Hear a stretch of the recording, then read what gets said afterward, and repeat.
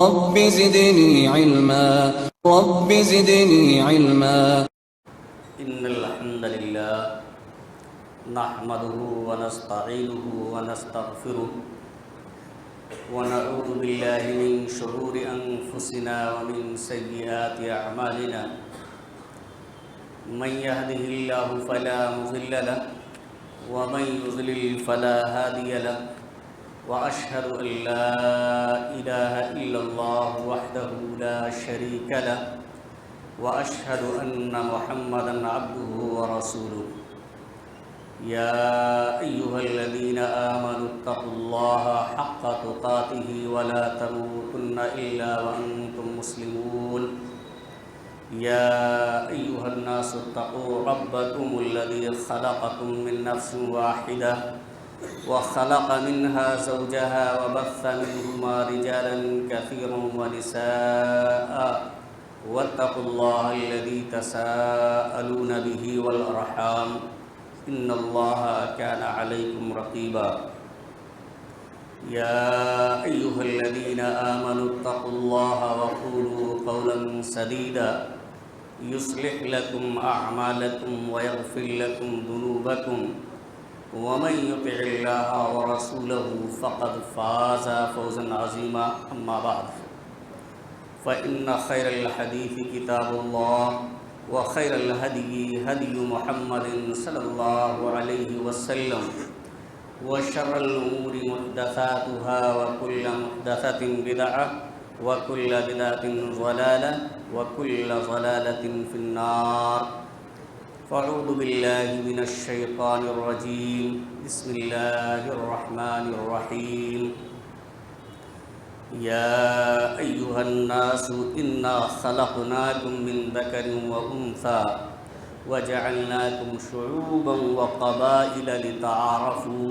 إن أكرمكم عند الله أتقاكم إن الله عليم خبير. وقال رسول الله صلى الله عليه وسلم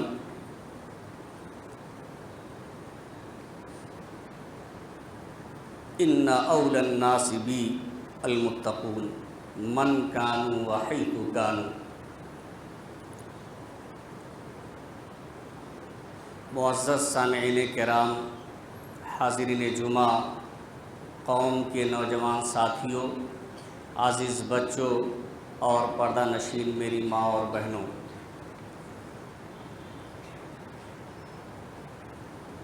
اللہ رب العالمین کی حمد و ثنا،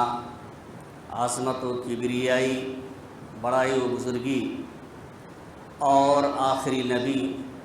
جناب محمد رسول اللہ صلی اللہ علیہ وسلم پر بے شمار درود و سلام کے بعد معلوم ہو کہ خطبہ مسنونہ کے بعد سورہ حجرات کی 13 نمبر آیت کریمہ آپ حضرات کے سامنے تلاوت کی گئی ہے، اور اسی مناسبت سے ایک حدیث شریف بھی آپ کے سامنے پڑھی گئی ہے۔ اسی آیت کریمہ اور حدیث شریف کو سامنے رکھتے ہوئے آج کی جمعہ کے خطبے میں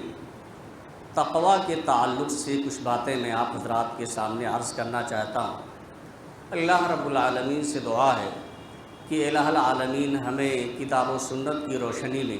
صحیح بات کہنے اور کما حق ہو اس پر عمل کرنے کی توفیق عطا فرمائے، آمین۔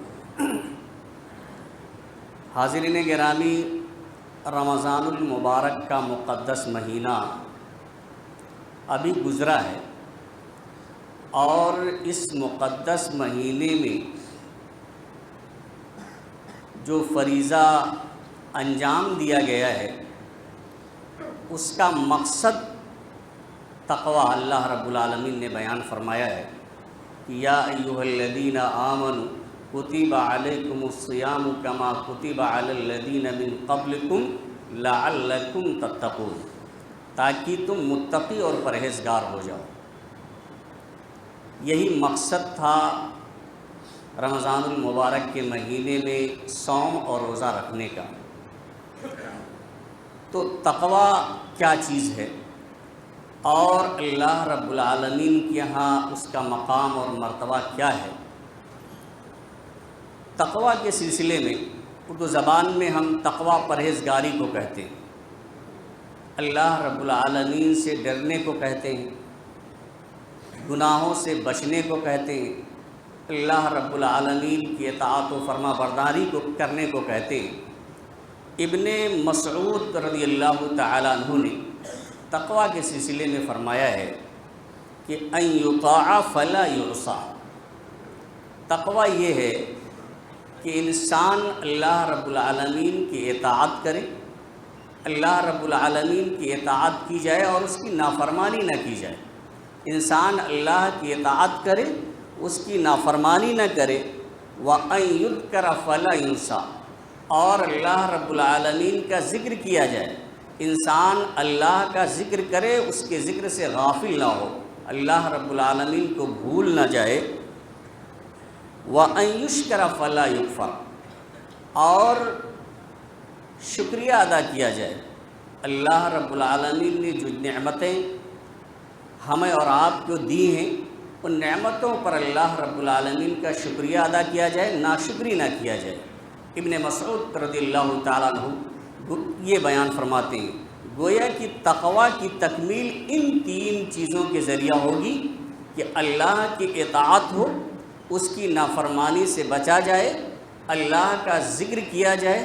اللہ سے غافل نہ ہوا جائے، اللہ رب العالمین کا شکریہ ادا کیا جائے، اس کی ناشکری نہ کی جائے۔ حضرت عمر رضی اللہ تعالیٰ عنہ نے تقویٰ کے متعلق حضرت ابی بن کعب رضی اللہ تعالیٰ عنہ سے سوال کیا، پوچھا، اور یہ اس لیے نہیں پوچھا کہ آپ کو تقویٰ کے بارے میں علم نہیں تھا۔ حضرت عمر فاروق رضی اللہ تعالیٰ عنہ تو خود ہی بہت ہی ذی علم شخصیت تھے، لیکن ابی بن کعب بھی بڑے علم والے تھے، ان سے حضرت عمر بن خطاب رضی اللہ تعالیٰ عنہ نے سوال کیا کہ تقویٰ کیا چیز ہے؟ تو ابی بن کعب رضی اللہ تعالیٰ عنہ نے کہا، امیر المومنین، اما سلکت طریقا ذا شوک، کہ کیا آپ کا گزر کسی جھاڑی دار کانٹے دار راستے سے ہوا ہے؟ ایسے راستے سے کبھی آپ کا گزر ہوا ہے؟ ایسے راستے پر کبھی آپ گئے ہیں جس کے اطراف میں جھاڑیاں ہوں جو کانٹے دار ہوں، دائیں بھی کاٹے بائیں بھی کاٹے؟ تو قال بلا، کہا کیوں نہیں، ایسے راستے سے بہت گزر ہوا ہے۔ تو ابی بن کعب رضی اللہ تعالیٰ عنہ نے کہا، فما عملت، تو جب اس راستے سے، اس کانٹے دار راستے سے آپ کا گزر ہوا تو آپ نے کیا کیا، کیسے وہاں سے گزرے؟ تو حضرت عمر فاروق رضی اللہ تعالیٰ عنہ کہتے ہیں کہ شمرت واستحست، میں نے اپنے دامن کو سمیٹا اور بہت احتیاط کے ساتھ اس راستے سے میں گزر گیا، یعنی اپنے دامن کو سمیٹتے ہی اس راستے سے نکلا تاکہ ان جھاڑیوں کے کانٹوں سے میرا دامن نہ الجھ جائے۔ اس کے بعد ابی بن کعب رضی اللہ تعالیٰ عنہ کہتے ہیں، فذالک التقویٰ، یہی تقویٰ ہے، یہی پرہیزگاری ہے۔ زندگی کا یہ سفر جس کی منزل مقصود جنت ہے، وہاں تک کا جو یہ سفر ہے یہ کانٹوں بھرا ہے۔ جیسے کانٹے دار راستے ہیں اور ان راستوں سے جب ہم گزرتے ہیں تو اپنے دامن کو اس طرح سے سمیٹتے ہیں اور اتنا احتیاط کر کے اس راستے سے گزرتے ہیں کہ دامن کہیں ان کانٹوں میں نہ الجھ جائے اور ہمیں تکلیف پہنچ جائے۔ ایسے زندگی کے اس سفر میں کانٹے ہی کانٹے ہیں، اور ہم اور آپ جب اس سفر کو طے کریں تو ہمیشہ ان کانٹوں سے بچنا ہے۔ یعنی وہ کانٹے کیا ہیں؟ گناہ کے کام ہیں، جرائم کے کام ہیں، غلط کام ہیں، اللہ اور اس کے رسول کی نافرمانیاں ہیں۔ تو یہ سفر بھی بہت ہی دشوار ہے۔ تو جب ہم اس سفر کے درمیان اپنے دامن کو ان کانٹوں سے بچائیں گے تب ہم متقی کہلائیں گے، اور اسی کا نام تقویٰ ہے۔ اور اسی کو ابن المعتز نے کہا ہے، خل الذنوب صغیرہا و کبیرہا ذاک التقیٰ، چھوٹے اور بڑے تمام گناہوں کو چھوڑ دو، گناہ چھوٹے ہوں یا بڑے ہوں، یعنی ہر قسم کے گناہوں کو ترک کر دو، چھوڑ دو، یہی پرہیزگاری ہے، یہی تقویٰ ہے۔ وَاصْنَعْ كَمَاشٍ فَوْقَ أَرْضِ الشَّوْكِ يَحْذَرُ مَا يَرَىٰ، اور کانٹوں والی زمین پر چلنے والے شخص کی طرح سے تم عمل کرو، جیسے کوئی شخص کانٹوں والی زمین پر جب چلتا ہے تو ان کانٹوں سے ہوشیار رہتا ہے، اس سے چوکنا رہتا ہے، کہیں وہ کانٹے اسے چبھ نہ جائے، بہت ہی غور سے اور دھیان دے کر کے اس راستے پر سفر کرتا ہے۔ تو ایسے ہی تم زندگی کی اس راستے پر اپنے دامن کو گناہوں اور جرائم کے آلودگیوں اور گندگیوں سے بچائے رکھو۔ اور لا تحقرن صغیرۃ ان الجبال من الحصى، کسی بھی چھوٹی چیز کو تم حقیر نہ سمجھو۔ آپ یہ نہ سمجھیں کہ یہ گناہ چھوٹے ہیں، صغیرہ گناہ ہیں، ان کو آپ چھوٹے نہ سمجھیں، یہی چھوٹے چھوٹے گناہ تو ایک انبار کی شکل اختیار کر لیں گے۔ لا تحقرن صغیرۃ ان الجبال من الحصى، کہ تم چھوٹی چیزوں کو حقیر نہ سمجھو، پہاڑ تو چھوٹی چھوٹی کنکریوں ہی سے بنتے ہیں۔ تو یہ تقویٰ ہے کہ گناہ ہر طریقے سے چھوڑ دیے جائیں، اور تقویٰ یہ اللہ رب العالمین کی وصیت ہے۔ آپ ایک چیز دیکھیں کہ ایک ہے نصیحت، آدمی زندگی میں نصیحتیں بہت کرتا ہے، لیکن جب آخری ایام آتے ہیں تو زندگی کا جو آخری لمحہ ہوتا ہے اس میں بہت ہی خاص اور بہت ہی اہم بات کی نصیحت کرتا ہے مرنے والا، اسے وصیت کہا جاتا ہے، اسے وصیت کہا جاتا ہے۔ اور اس وصیت کے پورا کرنے کی ہم اور آپ کما حقہ کوشش کرتے ہیں۔ ہمارے والدین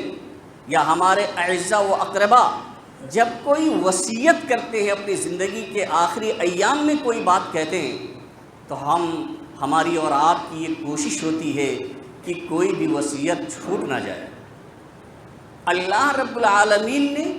تقویٰ کے سلسلے میں اسی لفظ کا استعمال فرمایا ہے اور کہا وَلَقَدْ وَصَّيْنَا الَّذِينَ أُوتُوا الْكِتَابَ مِنْ قَبْلِكُمْ وَإِيَّاكُمْ أَنِ اتَّقُوا اللَّهَ، کہ ہم نے ان لوگوں کو وصیت کی ہے، وہی لفظ اللہ رب العالمین نے فرمایا کہ ہم نے ان لوگوں کو جو آپ سے پہلے کتاب دیے گئے ہیں اور تم لوگوں کو یہ وصیت کی ہے ان اتقوا اللہ، کہ تم تقوی اختیار کرو، اللہ رب العالمین سے ڈرتے رہو۔ تو یہ اللہ رب العالمین کی وصیت ہے، گویا کہ یہ ایسی اہم وصیت، ایسا اہم حکم ہے جسے ٹالا نہیں جا سکتا ہے۔ ویسے اللہ رب العالمین کے ہر حکم کی اہمیت ہے، کسی سے انکار یا کسی پہ عمل نہ کرنا یہ درست نہیں ہے، لیکن یہ جو لفظ استعمال کیا ہے جسے انسان اپنے آخری مرحلے میں اختیار کرتا ہے، استعمال کرتا ہے، جسے وصیت کہا جاتا ہے، اور جسے ترک کرنا اس کے ورثہ گوارا نہیں کرتے۔ آپ بتائیے کہ جب ہم اپنے اقربا کی وصیت کو ٹال نہیں سکتے ہیں اور کوشش کرتے ہیں کما حقہ اس کی ادائیگی ہو جائے، اس پر عمل ہو جائے، تو جب یہ اللہ کی وصیت ہے تقوی اختیار کرنے کی، اللہ سے ڈرنے کی، پرہیزگاری اختیار کرنے کی، تو اسے کیسے ترک کیا جا سکتا ہے؟ بلکہ اللہ کے رسول صلی اللہ علیہ وسلم نے ایک مرتبہ عرباض بن ساریہ رضی اللہ تعالیٰ عنہ کہتے ہیں، عرباض بن ساریہ رضی اللہ تعالیٰ عنہ کہتے ہیں کہ وعظنا رسول اللہ صلی اللہ علیہ وسلم موعظۃ بلیغہ وجلت منها القلوب وذرفت منها العیون، کہ اللہ کے رسول صلی اللہ علیہ وسلم نے ایک مرتبہ ہم لوگوں کو نصیحت کی۔ عرباض بن ساریہ رضی اللہ تعالیٰ عنہ راوی حدیث سے کہتے ہیں کہ اللہ کے رسول صلی اللہ علیہ وسلم نے ایک مرتبہ ہم لوگوں کو نصیحت کی، اور وہ نصیحت ہی بہت ہی بلیغ، بہت ہی مؤثر نصیحت تھی، کأنها موعظۃ مودع، گویا کہ وہ نصیحت آپ صلی اللہ علیہ وسلم کی الوداعی نصیحت تھی۔ ایسا لگ رہا تھا کہ یعنی اتنا مؤثر انداز میں اللہ کے رسول صلی اللہ علیہ وسلم نے صحابہ کرام کو نصیحت کی اور ان کے درمیان خطبہ ارشاد فرمایا کہ ایسا لگ رہا تھا کہ آپ صلی اللہ علیہ وسلم اب اس دار فانی سے کوچ کرنے والے ہیں، رخصت کرنے والے ہیں، اب آپ زیادہ دنوں کے لیے مہمان نہیں ہیں۔ تو کہتے ہیں اور اتنا اثر ہوا صحابہ کرام کے دلوں پر کہ وجلت منہ القلوب، دل دہل گئے، دل ڈر گئے، خوف زدہ ہو گئے، سہم گئے جو آپ صلی اللہ علیہ وسلم نے نصیحت کی۔ وذرفت منہ العیون، اور آنکھیں اشکبار ہو گئی، آنکھوں سے آنسو جاری ہو گئے آپ صلی اللہ علیہ وسلم نے جب یہ خطبہ دیا اور آپ نے نصیحت کی۔ کہتے ہیں تو ہم لوگوں نے کہا اللہ کے رسول صلی اللہ علیہ وسلم آپ ہمیں نصیحت کیجیے، ایسا لگ رہا ہے کہ آپ کا یہ الوداعی خطبہ ہے، اب آپ زیادہ دنوں کے لیے ہمارے درمیان رہنے والے نہیں ہیں، اس لیے آپ ہمیں کچھ نصیحت کر دیجئے۔ تو آپ صلی اللہ علیہ وسلم نے جو چند نصیحتیں کی، ان نصیحتوں میں جو پہلی نصیحت کی وہ یہ کیا، اوصیکم بتقوی اللہ۔ پہلی نصیحت یہی کی کہ میں تمہیں اللہ سے تقوی کی وصیت کرتا ہوں، اور وہاں لفظ وصیت ہی اللہ کے رسول صلی اللہ علیہ وسلم نے ارشاد فرمایا کہ میری وصیت تمہیں یہ ہے کہ تم ہر حال میں اللہ سے ڈرتے رہنا، اللہ کا تقوی اختیار کرتے رہنا۔ اور اس کے بعد بھی آپ صلی اللہ علیہ وسلم نے مزید باتیں بتائیں اور اس کی نصیحت کی، لیکن جو پہلی نصیحت آپ صلی اللہ علیہ وسلم کی تھی وہ اسی تقوی اور پرہیزگاری کی تھی۔ تو سامعین کرام، تقوی یہ اللہ کی وصیت ہے، اور تقوی اختیار کرنے کی یہ نبی کریم صلی اللہ علیہ وسلم کی وصیت ہے۔ جب بتائیے ہم اپنے اعزاء و اقرباء کی وصیتوں کو ٹالتے نہیں ہیں اور ان کو پوری کرنے کی کوشش کرتے ہیں، تو اللہ اور اس کے رسول صلی اللہ علیہ وسلم کی وصیت کو اور آپ کی نصیحت کو اگر ہم ترک کر دیں، اس پر عمل نہ کریں، تو کتنے خسارے کا باعث ہے۔ اسی طرح اللہ کے رسول صلی اللہ علیہ وسلم سے سب سے زیادہ قریبی شخص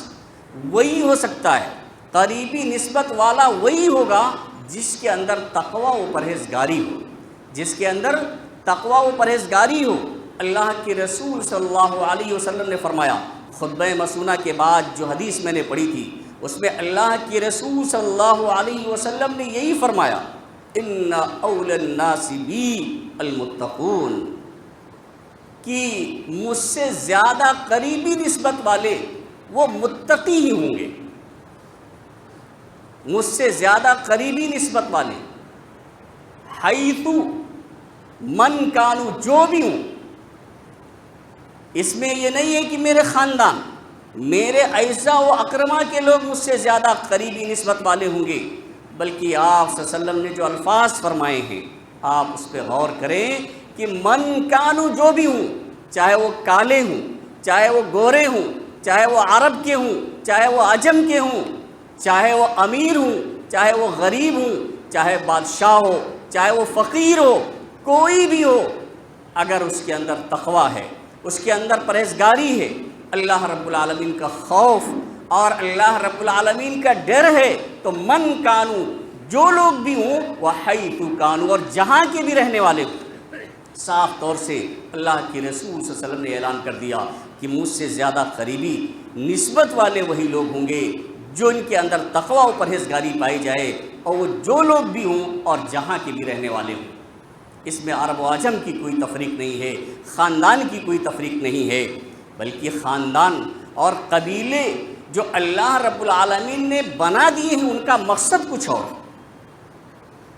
اصل مقام و مرتبہ تو تقوی ہی ہے۔ جو آیت میں نے آپ کے سامنے پڑھی تھی خطبہ مسونہ کے بعد، اس میں اللہ رب العالمین نے تو صاف اعلان کر دیا ہے، یا ایھا الناس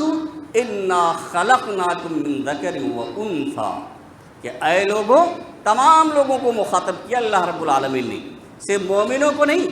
بلکہ تمام لوگوں کو، کہ اے لوگوں، یقیناً ہم نے تم کو ایک ہی مرد اور ایک ہی عورت سے پیدا کیا ہے۔ سارے کے سارے لوگ، چاہے کوئی ایمان لانے ہوں، چاہے کوئی ایمان لانے والے نہ ہوں، اللہ کے نیک بندے ہوں، یا اللہ کے نافرمان بندے ہوں، تمام لوگوں کو اللہ رب العالمین نے ایک ہی نر اور ایک ہی مادہ، ایک ہی مرد اور ایک ہی عورت سے پیدا کیا ہے۔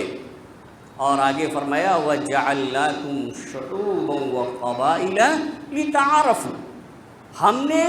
تمہیں کنبوں اور قبیلوں میں اس لیے بنا دیا ہے تاکہ تمہاری پہچان ہو سکے، تاکہ تم ایک دوسرے کو پہچانو اور اس کے ذریعہ آپ ان کے حقوق کی ادائیگی کرو، ان کے ذریعہ صلہ رحمی کر سکو۔ مقصد صرف اتنا ہے، خاندان اور قبیلے میں جماعت جو اللہ رب العالمین نے بنا دیا ہے، پیدا کر دیا ہے، اور اس کا مقصد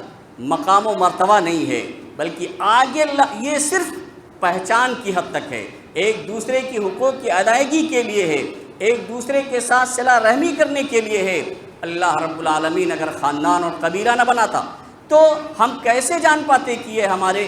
ماموں ہیں، یہ ہمارے خالو ہیں، یہ ہماری والدہ ہیں، یہ ہمارے باپ ہیں، ان کے کیا حقوق ہیں، ہم کیسے سمجھ سکتے تھے؟ تو انہی کے حقوق کی ادائیگی کے لیے، تعارف کے لیے، صلہ رحمی کے لیے اللہ رب العالمین نے کنبوں اور قبیلوں میں بنایا ہے، اور اس کا کوئی مقصد نہیں ہے۔ اصل جو مقام کی بات ہے، مرتبہ کی جو بات ہے، اس کے سلسلے میں اللہ رب العالمین نے اسی آیت کے اندر یہ واضح کر دیا، ان اکرمکم عند اللہ اتقاکم، ان اکرمکم عند اللہ اتقاکم، تم میں سب سے باعزت وہ ہے جو متقی و پرہیزگار۔ آپ کسی بھی خاندان کے ہیں، وہ صرف تعارف کے حد تک ہے، اگر اللہ کا تقوی نہیں ہے، اللہ کی پرہیزگاری نہیں ہے، تو پھر آپ یہ سمجھ لیجئے اللہ رب العالمین کے ہاں آپ کی کوئی حیثیت نہیں ہے۔ قریش کتنا معزز خاندان مانا جاتا تھا، لیکن اسی قریش کے جو لوگ ایمان لے کر کے آئے اور تقوی اختیار کی، ان کا مقام آپ دیکھیں، اور ابو جہل جیسے شیطان جو ایمان نہیں لائے، اسی خاندان سے ہونے کے باوجود قیامت تک کے لیے ملعون ٹھہرائے گئے۔ تو جو اصل مقام و مرتبہ حاصل کرنے کا سبب ہے، اور جس وجہ سے اللہ رب العالمین کے ہاں اونچا درجہ اور اونچا مقام ملنے والا ہے، وہ تقوی اور پرہیزگاری ہی ہے۔ ان اکرمکم عند اللہ اتقاکم ان اللہ علیم خبیر، یقیناً اللہ رب العالمین جاننے والا ہے اور ہر چیز کی خبر رکھنے والا ہے۔ سامعین کرام، اللہ کے رسول صلی اللہ علیہ وسلم سے سوال کیا گیا، من اکرم الناس، اللہ کے رسول صلی اللہ علیہ وسلم، لوگوں میں سب سے باعزت کون ہے، سب سے معزز شخصیت کس کی ہو سکتی ہے، کون اللہ رب العالمین کے نزدیک سب سے باعزت اور سب سے اونچے مقام والا ہے؟ تو اللہ کے رسول صلی اللہ علیہ وسلم نے کسی دنیاوی عہدے اور منصب کا ذکر نہیں کیا، کسی خاندان کو ذکر نہیں فرمایا، کسی خاندانی یا حسب نسب کا ذکر نہیں کیا، بلکہ فرمایا اتقاہم للہ، اللہ کے نزدیک سب سے معزز اور سب سے مکرم شخص وہ ہے جو اللہ رب العالمین کا تقوی اختیار کرنے والا ہو، جو متقی ہو۔ اور اسی طرح سے تقوی ایک ایسی صفت ہے کہ اگر کسی شخص کے اندر یہ صفت پائی جاتی ہے تو دشمن کی چال، دشمن کی مکاریاں اسے نقصان نہیں پہنچا سکتی ہیں۔ ایک آیت کریمہ کے اندر اللہ رب العالمین نے 2 صفات کا ذکر فرمایا اور صاف یہ اعلان کر دیا کہ اگر یہ 2 صفتیں تمہارے اندر پائی جائیں گی تو دشمن کی تدبیریں، دشمن کی چال بازیاں آپ کو نقصان نہیں پہنچا سکتی ہیں۔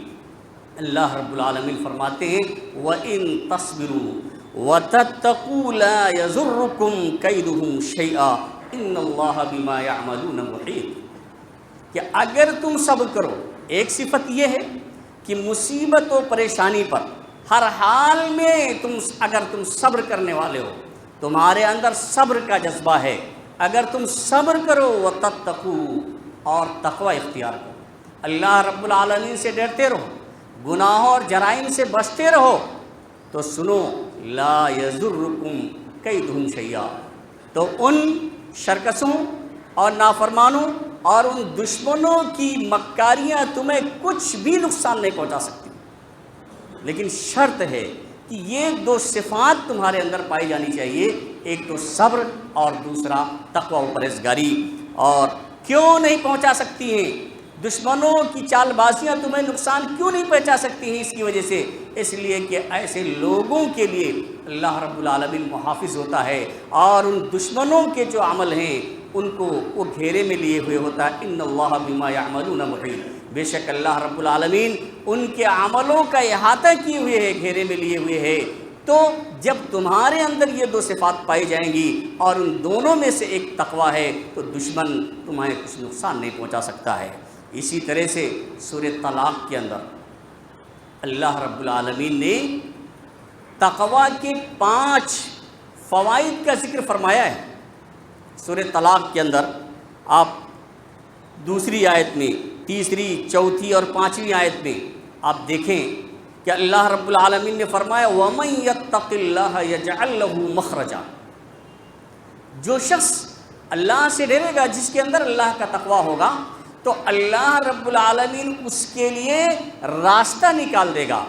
دشوار گزار راستے سے اسے نکال دے گا، اس کے لیے آسانیاں پیدا کر دے گا۔ ایک ثمرہ اور ایک فائدہ اللہ رب العالمین نے متقیوں کے لیے بیان فرمایا۔ اور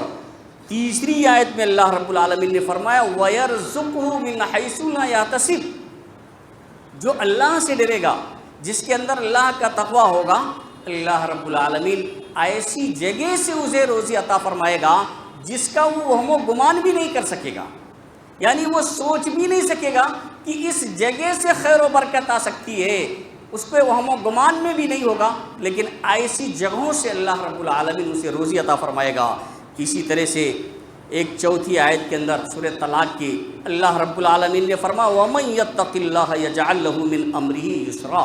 جو اللہ رب العالمین سے ڈرے گا تو اللہ رب العالمین اس کے معاملے میں آسانی پیدا کر دے گا۔ کتنا بھی کٹھن کام کیوں نہ ہو، کتنا بھی مشکل معاملہ کیوں نہ ہو، لیکن اگر اللہ کو ڈرتے ہوئے وہ کام کرے گا اور قدم آگے بڑھائے گا تو اس مشکل کام کو اللہ رب العالمین آسان کرنے کا وعدہ کرتا ہے۔ اسی طرح سے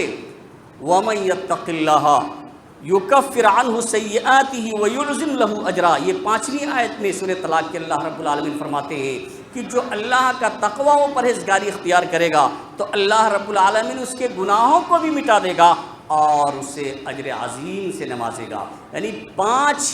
چیزوں کا وعدہ کیا اللہ رب العالمین نے سورہ طلاق کی آیات کے اندر۔ اسی طرح سے یہ ایسی صفات ہیں متقی، آپ قیامت کے بارے میں بارہا سنتے ہوں گے کہ کوئی کسی کے کام نہیں آئے گا، صاف طور سے اعلان کر دے یوم یفر المرء من اخیہ وامہ وابیہ وصاحبتہ وبنیہ لکل امرئ منہم یومئذ شأن یغنیہ، یعنی قیامت کے دن کوئی کسی کے کام نہیں آئے گا۔ آدمی اپنے بھائی سے بھاگے گا، شوہر اپنی بیوی سے بھاگ جائے گا، بیوی شوہر سے بھاگے گی، اپنی ماں، یعنی کوئی بھی کسی کے کام نہیں آنے والا ہوگا، کوئی پرسان حال نہیں ہوگا، کسی کی کوئی بھی دوستی کام نہیں آئے گی قیامت کے دن، خواہ کتنا ہی جگری کو دوست نہ ہو۔ لیکن تقوی ایسی صفت ہے، تقوی ایسا عمل ہے کہ متقیوں کی دوستی اسماعیل علیہ اسرافیل کی سور بھی اس کو نہیں دور کر سکتی ہے۔ یعنی اس دن متقیوں کی جو دوستی ہے، پرہیزگاروں کی جو دوستی ہے، تقوی اور پرہیزگاری کی وجہ سے اللہ رب العالمین فرماتے ہیں الاخلاء یومئذ بعضهم لبعض عدو، یعنی جگری سے جگری دوست بھی قیامت کے دن ایک دوسرے کے دشمن ہو جائیں گے۔ آج اللہ اس کے رسول کی نافرمانی کے لیے اور مسلمانوں پر ظلم و زیادتی کے لیے تمام باطل قومیں اکٹھا ہو جاتی ہیں، دوستی ایک دوسرے کی نبھاتی ہیں، لیکن اس دن وہ ایک دوسرے کے دشمن ہوں گی۔ اللہ رب العالمین ان کے درمیان پھوٹ ڈال دے گا، ان کی دوستی جو دنیا میں آج چل رہی ہے وہ کام آنے والی نہیں ہے۔ لیکن اللہ رب العالمین فرماتے ہیں الا المتقین، یعنی کوئی جگری سے جگری دوست بھی ایک دوسرے کا دشمن ہو جائے گا، لیکن متقی لوگ ایسے ہیں کہ ان کی دوستی اس قیامت کے دن بھی کام آئے گی۔ تو یہ ہے تقوی اور تقوی والوں کی فضیلت۔ ایک بات اور ذکر کر کے میں اپنی بات ختم کرتا ہوں۔ سامعین کرام، قیامت کے دن جب مجرموں کو گھسیٹا جائے گا، گنہگاروں کو کھینچ کر بھوکے پیاسے اس کو جہنم میں ڈالا جا رہا ہوگا، تو اللہ رب العالمین متقیوں کے بارے میں فرماتے ہیں کہ یوم نحشر المتقین الی الرحمن وفدا۔ وفد کسے کہا جاتا ہے غور کریں۔ وفد کچھ سلیکٹڈ افراد ہوتے ہیں، منتخب افراد کی ایک جماعت ہوتی ہے۔ قوم میں کچھ ایسے افراد ہوتے ہیں جو چنے جاتے ہیں، اور وہ منتخب افراد کسی بہت ہی اہم کام کے لیے کسی بڑی شخصیت اور اہم آدمی کے پاس جاتے ہیں۔ جس کے پاس جاتے ہیں وہ افراد، وہ آدمی بھی بہت اونچے مقام والا ہوتا ہے، پاور والا ہوتا ہے۔ جس کام کے لیے جاتے ہیں وہ کام بھی بہت ہی اہم ہوتا ہے، اور جو افراد جاتے ہیں وہ افراد بھی اپنے لوگوں میں منتخب ہوتے ہیں، چنے ہوئے ہوتے ہیں، عقل مند اور ہوشیار ہوتے ہیں۔ ان کو وفد کہا جاتا ہے۔ اور قیامت کے دن جب جہنمیوں کو جہنم کی طرف گھسیٹ کر لے کے جائے گا، نافرمان لوگوں کو جہنم میں ڈھکیلا جا رہا ہوگا، تو اس وقت اللہ رب العالمین فرماتے ہیں کہ ہم متقیوں کو رحمان کے پاس وفد بنا کر اکٹھا کریں گے۔ یعنی جن کے اندر تقوی و پرہیزگاری ہے، اللہ رب العالمین کے وہ وفد ہوں گے، اللہ رب العالمین کے وہ مہمان ہوں گے۔ آپ بتائیں کتنا بڑا اجر ہے کہ اللہ رب العالمین کے وہ مہمان ہوں گے، اور جو لوگ جا رہے ہوں گے وہ منتخب افراد ہوں گے۔ تو آپ بتائیے کتنا اونچا مقام اللہ رب العالمین نے دیا ہے۔ اور آپ خطبہ جمعہ ہو یا خطبہ نکاح ہو، ہر خطبے میں آپ دیکھتے ہیں کہ جو 3 آیتیں پڑھی جاتی ہیں، ان تینوں میں اللہ رب العالمین نے یہ حکم دیا ہے کہ اللہ کا تقوی اختیار کرو۔ تو حاضرین گرامی، رمضان میں جو ہم نے عبادتیں کی ہیں اور جو روزے رکھے، اس کا مقصد بھی یہی ہے کہ ہم متقی و پرہیزگار ہو جائیں، تو اس کا